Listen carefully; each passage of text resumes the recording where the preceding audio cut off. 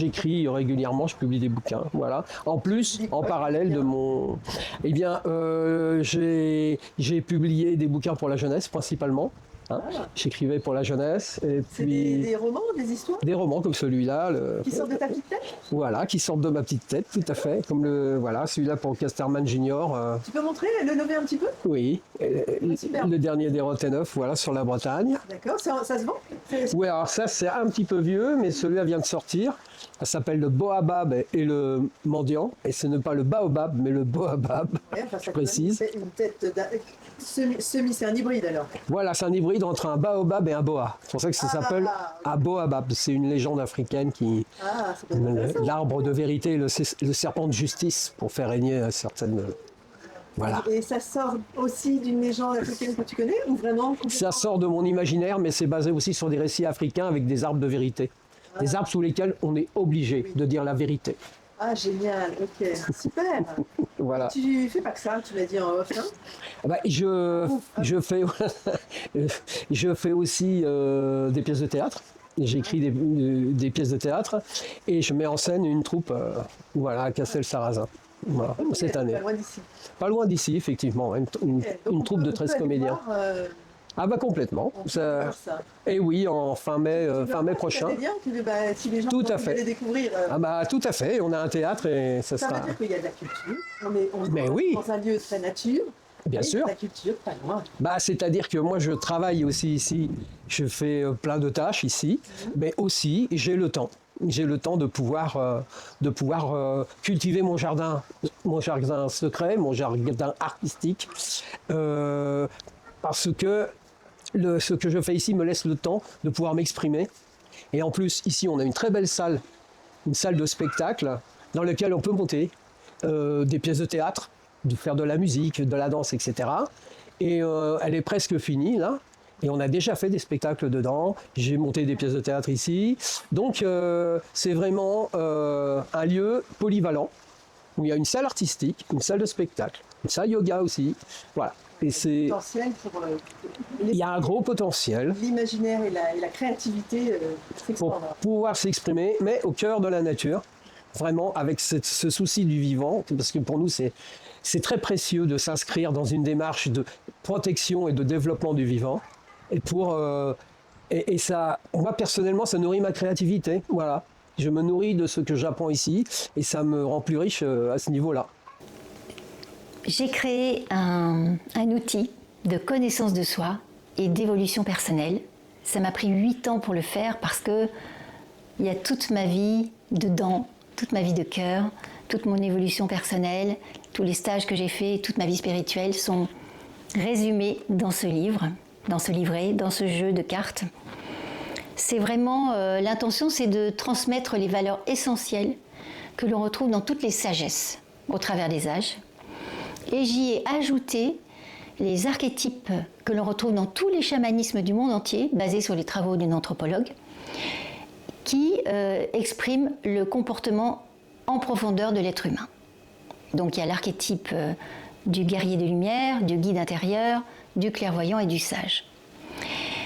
Quel est le but de cet outil, de ce jeu? C'est une exploration pour mieux se connaître et pour évoluer.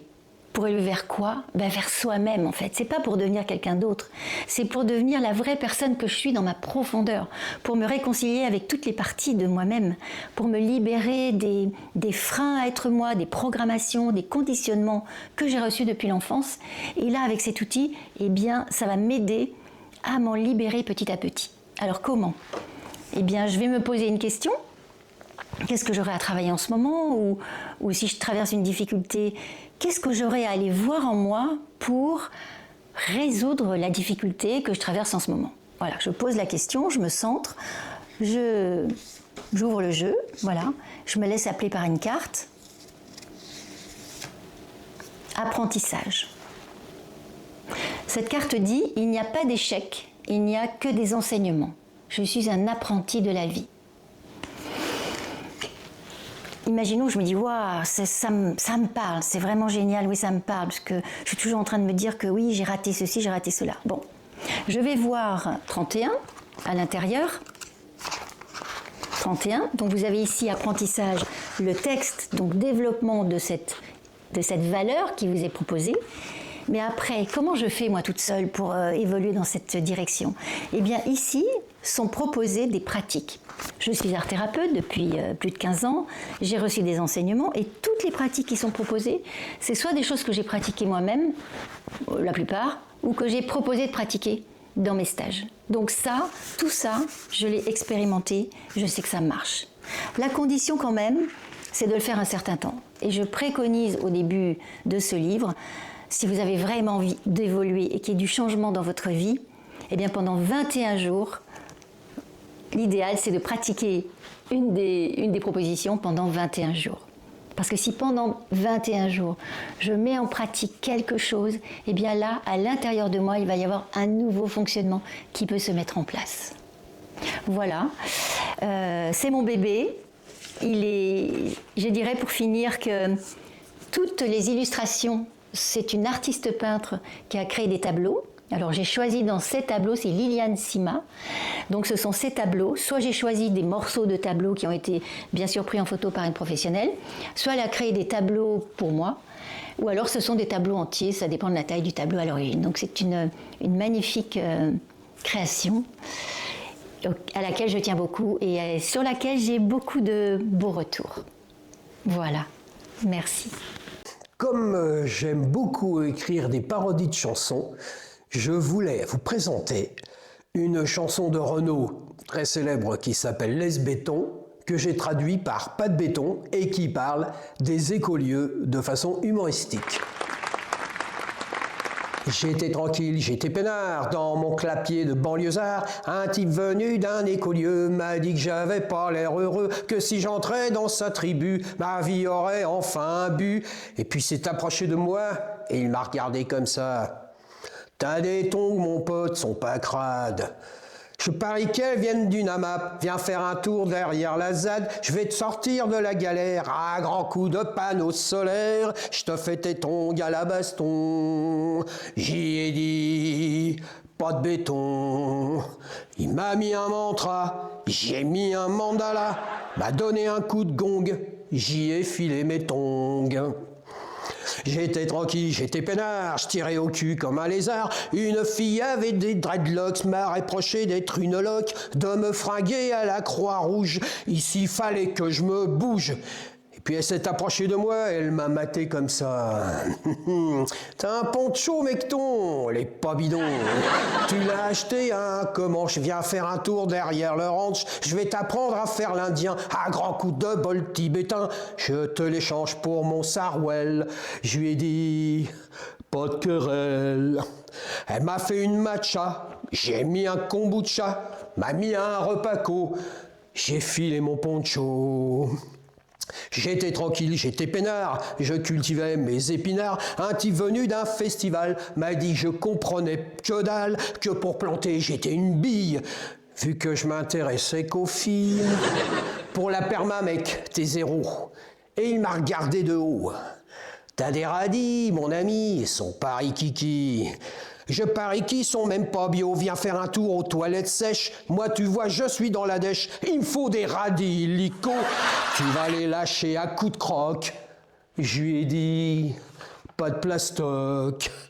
Il m'a mis une terre-paille. J'y ai mis une lasagne. M'a jeté dans l'écurie. J'ai filé mes radis.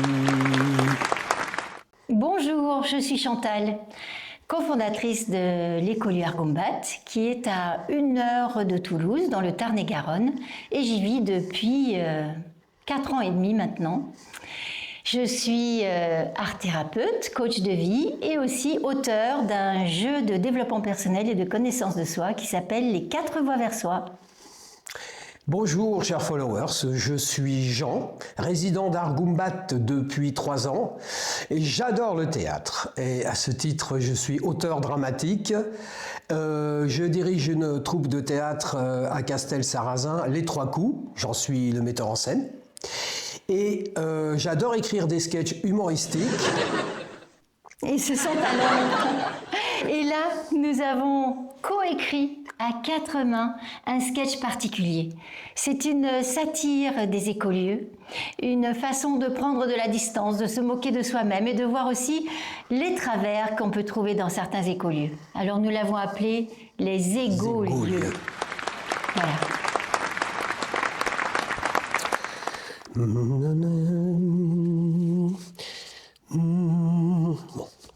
Bon. Ça y est, c'est bon. Je vais l'appeler. Entrez. Bonjour Chanty. Comment allez-vous? Bonjour, très bien. Installez-vous, mon Oui. ami, installez-vous. Voilà. Je suis ravie d'être là. Ah bah, et moi je suis ravi de vous accueillir, Chanty. Vraiment, c'est un bonheur. Oui. Bon, alors ça va démarrer là. Vous êtes prête, ça y est? Je suis prête. Bon, voilà, nos amis nous attendent de l'autre côté. Bonjour, chers amis followers, et bienvenue sur la chaîne YouTube qui déchaîne les esprits, l'écho des éco-villages. Aujourd'hui, j'ai le plaisir et l'honneur de recevoir Chanty Maya, éco-journaliste bien connue des YouTubers et dans le milieu des habitats participatifs. Elle vient nous parler d'un nouveau concept très étonnant d'habitat collectif. Bonjour Chanty. Bonjour Thierry. Moi, c'est Arthur. Vous avez donc passé 3 semaines en immersion dans un écolieu. Et vous allez nous raconter cette expérience étonnante. Mais tout d'abord, expliquez-nous ce qu'est un écolieu. Eh bien, à la différence de l'écolieu, qui est très ouvert sur l'extérieur, un égolieu est un lieu tourné vers lui-même, où tout le monde est centré sur son ego et où tout le monde est égaux. Ah oui.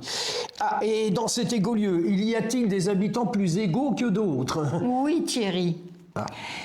Il y a des super égaux, qui sont d'ailleurs souvent à l'origine de l'aventure, comme dans l'égolieu où j'ai enquêté, Partagez-moi. Partagez-moi, mais comment peut-on se partager? C'est un bien curieux mot. Partagez-moi en 3 mots. Les égolieux mettent en avant le concept de super nombril. Celui-ci est la somme de tous les nombrils du lieu. Il est symbolisé par un mandala, des bougies, un bol tibétain situé au centre de l'égoasis. Tous les résidents qui y vivent sont sur un pied d'égalité. Seulement eux, ils ont intégré le fait que les pieds n'ont pas tous la même taille. Entre 38 et 48, ce n'est pas la même chose. Et pour eux, ça fait une différence de taille. Donc, dans ces lieux, les super-égaux, ce sont les grandes pointures, comme moi, 45. Tout à fait, Thierry. Arthur. Désolée. Si je voulais résumer leur philosophie, je dirais c'est le pied pour tous.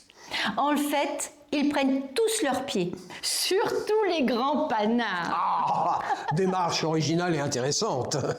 Si je comprends bien, eux, ils ne cherchent pas à détruire leur ego. Bien au contraire, ils le mettent en valeur. Ah bah, et pourquoi pas prendre soin de son ego, hein, au lieu de le diaboliser. Et si c'était ça, en fait, la solution, hein? Oui. Dites-moi, Chanty, si certains vivent sur un grand pied, on ne peut pas non plus parler d'égalité entre eux. Bien au contraire, cher ami. L'égalité entre les membres est l'ADN de Partagez-moi. Comme le prouve leur postulat. Une personne égale une voix. C'est normal. Ainsi, ceux qui chantent faux ont le même poids que ceux qui chantent juste. Ah, c'est la voix. Plus de jugement de valeur sur votre voix.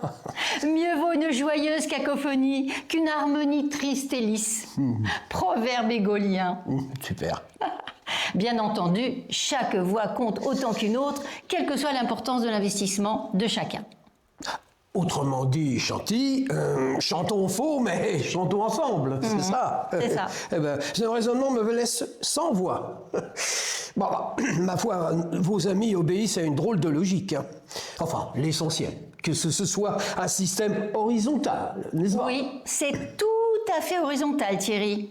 Arthur, enfin... Désolée. Arthur. La preuve. En réunion, ils sont tous allongés par terre, tous à l'horizontale. Et pourquoi faire? Pour être le plus égaux possible. Chez eux, le CA signifie Conseil des allongés. Original, non? Ah oui. Je dirais même origénial. C'est un mot qu'ils ont inventé. Seul le félicitateur se tient assis. Facilitateur, vous voulez dire, j'entends mal. Non, j'ai bien dit félicitateur. Ah bon? Leur conseil des allongés, qu'ils appellent d'ailleurs aussi conseil d'admiration. Non, conseil d'administration. Non, j'ai bien dit conseil d'admiration. Donc, ils sont animés par un félicitateur. Un de ses rôles est de féliciter tous les gens présents d'être présents, parce qu'ils pourraient tout à fait être ailleurs. Celui-ci demande qui est le maître du temps pour soi, lequel va demander à chaque preneur de parole de prendre du temps pour lui. Ah, original, en effet. Je dirais même plus. Origénial. Et le distributeur de parole là-dedans, que fait-il alors? Rien. C'est un distributeur automatique. Il donne automatiquement la parole à qui veut la prendre. Bon, puisqu'on est dans l'origénial, j'ai entendu parler d'un écolieu dans le Tarn-et-Garonne qui utilise un instrument de mesure particulier, le joie-mètre. Cela sert à mesurer l'enthousiasme commun. Génial, non? Bon. Ils n'ont sans doute pas d'équivalent à partage et moi. Eh bien, détrompez-vous, Arthur. Bon. Eux, ils ont le moi-mètre. Le moi-mètre? Tiens donc, et quelle est la différence avec le joie-mètre? Ce n'est pas vraiment la même approche. Ah. Avec le moi-mètre, on mesure surtout la joie d'être soi. Comment je me sens, ici et maintenant, par rapport à moi-même. Même M', Ah oui. Suis-je en harmonie intérieure, en froid ou en joie avec moi-même? Jusqu'à quel point suis-je maître de moi? D'où le moi-mètre. Bon, curieux instrument. Bon, enfin, j'ai quand même du mal à vous suivre. Expliquez-moi, s'il y a des super-égos à la tête de l'égolieu, je suppose qu'il n'y a pas de gouvernance partagée tournante, comme dans les écolieux classiques. Mais si. Et c'est ce qui est assez extraordinaire dans leur système. Le président est toujours le même, et en même temps, jamais le même. Là, vous m'avez perdu. Et sans doute aussi quelques followers. Non, je pense. Si, je regarde. Oh, non. Il y en a de plus en plus. Et ils envoient plein de cœurs. Écoutez, alors là... super. Alors, Superbe. Je vous explique. Expliquez-moi. En fait, c'est le plus gros égo qui est élu président. Et il tourne sur lui-même, au gré du vent, au gré des événements, au gré de son humeur. C'est donc bien une présidence tournante. Oui, plutôt une girouette, mais enfin bon. Mais il résonne par l'absurde, non, hein, vos amis? Admettons. Et comment fonctionne-t-il au niveau des prises de décision? Eh bien, ils appliquent la gestion par contentement. Non. Comment? Non, par consentement, vous voulez dire. J'ai bien dit contentement. Dans un égolieu, on part du principe que tout le monde doit être content de lui-même. Une fois qu'on obtient le contentement de chacun, la proposition est adoptée. Je vous assure que ça fonctionne. Permettez-moi d'être un peu dubitatif. De tels raisonnements me semblent bien éloignés de la communication non violente. D'ailleurs, je suppose qu'ils ne la pratiquent pas. Eh bien si, justement, mais un peu autrement. Ils ont mis en place la CMV. CMV. CMV. Ouais. Qui est très présente dans leur communication et qui veut dire « c'est moi que vous ». C'est moi qui veux. Alors là, je vous arrête. C'est comme si on disait « le collectif, c'est moi ». Non mais ce moi égoïste, ça n'a rien à voir avec le « je » conscient de la CNV, n'est-ce pas? Eh bien pour eux, si. Mais ils font plus court. Au lieu de dire « il me semble que là, tu pourrais bien te tromper. Alors je t'invite à réfléchir dans ta profondeur à un meilleur ressenti de la situation. Eux, ils disent, je pense que tu te trompes. Alors ferme-la. On gagne du temps, non? Ah, ça oui. Mais pour la bienveillance, on repassera. Et où est la douceur dans tout ça? Pour la douceur, ils ont les tout doux. Vous connaissez les tout doux, Arthur? Bon, évidemment, ce sont les tâches à faire. En quoi un tout doux est doux? Mais là, c'est pas du tout la même chose. Quand on programme un tout doux à partager-moi, c'est pour être tout doux avec soi. On se fait du bien, on prend du temps pour soi, on s'écoute, on s'automasse, on se bichonne, on se dorlote. Non, je t'ai plus, hein, c'est bon. Oula. Mais à force d'être tout doux, comme ça, ils vont devenir tout mous, n'est-ce pas? Mou du genou. Ouais, bah, tant d'indulgence envers soi-même, excusez-moi, mais ça frise l'autosatisfaction, n'est-ce pas? Arthur, regardez le cadeau qu'ils m'ont fait. Ah. Un doudou tout doux. Ah oui. Il s'appelle Narcissio. Ah. C'est mon tout doux à moi. Oh, enchanté. Il est mignon, n'est-ce pas? Ah oui. Chacun en a un, partagez-moi. C'est bien. Vous pouvez le toucher, hein? Toucher ça? Ça mord pas, hein? Bah oui. En effet, c'est tout doux. Bon, enfin, si tout le monde focalise comme ça sur son tout doux, son doudou, n'est-ce pas un moyen de détourner l'attention quand il y a des décisions importantes à prendre? Non, pas du tout. Au contraire. Je trouve que c'est une bonne façon de prendre soin les uns des autres, d'avoir de la tendresse, de l'amour, de la douceur. Et vous savez, quand on sort des conseils d'admiration avec son tout doux, c'est formidable, c'est merveilleux. Ma chère Chanty, je me demande si vous êtes vraiment neutre dans cette affaire. On dirait bien qu'ils vous ont un peu retourné la tête. Je dois dire qu'ils ont su caresser mon ego dans le sens du poil. Oh. C'est une image. Ah, mais attendez, oh, belle surprise. Et je vois que je reçois de nombreux messages de followers. Ah, j'en suis ravi. Ah, vous avez vu? C'est magnifique. Ah, c'est étonnant. Attendez, il y a une question là. Ah bah certains demandent s'il y a du woofing à partager-moi. Je vous écoute là-dessus. Oui, il y en a bien sûr. Mais chez eux, le woofing, ce sont des cercles pour les chiens, pour qu'ils puissent aussi s'exprimer sur leurs besoins, leurs ressentis. Est-ce que les croquettes sont bonnes? Comment ils se sentent intégrés dans le lieu? Ont-ils assez d'attention? Des cercles pour chiens, non mais alors là, ça me dépasse. Mais comment font-ils pour les comprendre, les chiens d'abord? En se connectant avec eux par des wouf-wouf. Woofing. Woofing. Hein, Oui, c'est une évidence. Ah bon, oui. Ouais, bah, Chanty Maya, je sens bien quand même qu'il y a un os dans votre discours, hein. Mais pour communiquer avec eux, ils ont appris aussi la langue des chiens. Ils ont fait des stages de communication animale. Ouais. N'y aurait-il pas un peu derrière tout ça une niche fiscale? Non. Ça ne me regarde pas. Ceci ne me regarde pas. Mais pour moi, tout ça n'est pas très clair. Cela me met un peu la puce à l'oreille. Pour vous convaincre du sérieux de leur démarche, je vous invite à aller faire un petit séjour chez eux. Ça vous permettrait de lâcher un petit peu le mental aussi. Bon. Un séjour là-bas, très peu pour moi. Je n'ai pas assez le melon pour ça. Eh bien justement, c'est ce qu'ils cultivent le plus là-bas, en permaculture, le melon.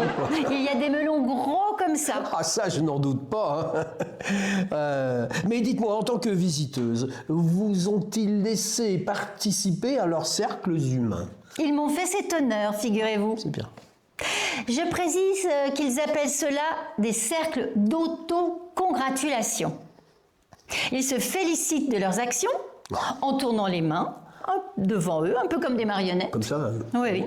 Ils se célèbrent en levant les bras au ciel. Comme ça. Oui, oui, comme ça. Ils se prennent dans les bras pour s'auto-congratuler. D'accord. Ils se prennent beaucoup dans les bras. Ah oui. Comme ça. C'est beau. Voilà. Mais c'est très chaleureux. Tant qu'on y est, y a-t-il d'autres pratiques spéciales propres à eux? Laissez-moi réfléchir. Ah, il y en a une qui va vraiment vous étonner. Oh, Quand il y a des désaccords qui durent un peu, ils organisent des soirées sumo. Ah bon. En plus, ils se prennent pour des lutteurs japonais. Oh. Là, ce n'est pas un combat, Arthur. C'est plutôt un face-à-face, une sorte de danse, vous voyez? Une danse. Les deux résidents qui s'opposent vont au centre du cercle avec tous les résidents autour, tout le collectif. Chacun se connecte à son moi profond, Oui. son surmoi et son sous-moi.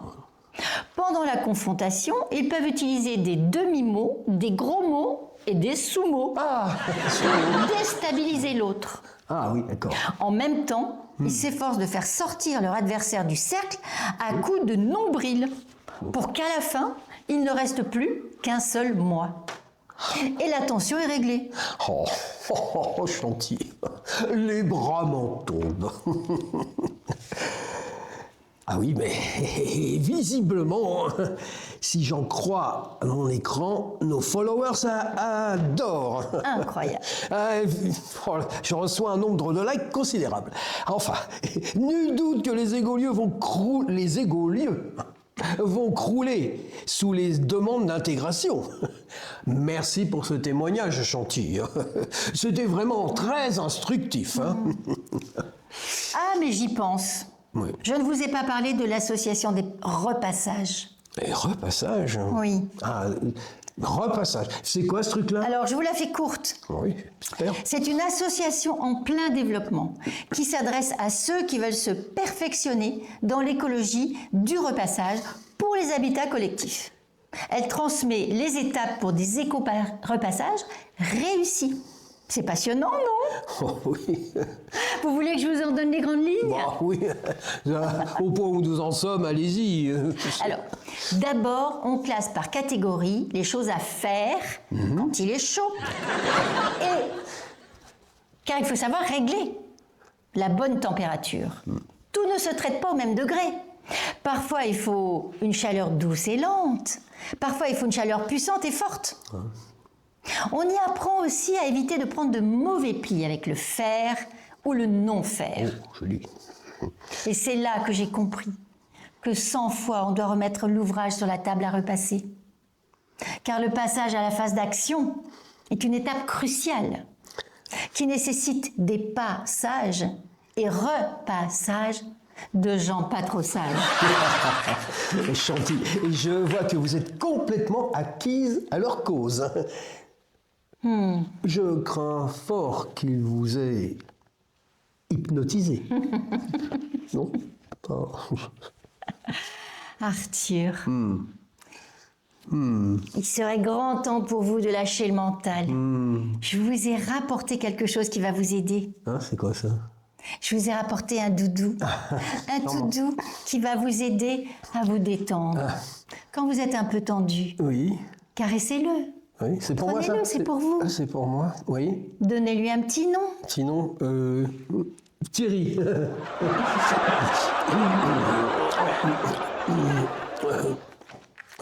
Au fond, Chanty, vous êtes une chanty mentale. Bon, avant de nous quitter, pouvez-vous annoncer en exclusivité à nos amis internautes quel sera le sujet de votre prochaine et passionnante enquête? Volontiers, Arthur. Je suis en train d'enquêter sur une éco-organisation d'avant-garde, mais encore secrète. Les passeurs. Leur couverture, c'est l'enseignement de l'aïkido systémique, avec une future organisation mondiale. Ben dites donc, c'est bien mystérieux tout ça, hein? Ah, très bien, Chantier. Nous espérons que vous reviendrez nous en parler ici même. Oui, bien sûr. Et nul doute que vous nous surprendrez encore. Mais oui, c'est N'est-ce sûr. pas?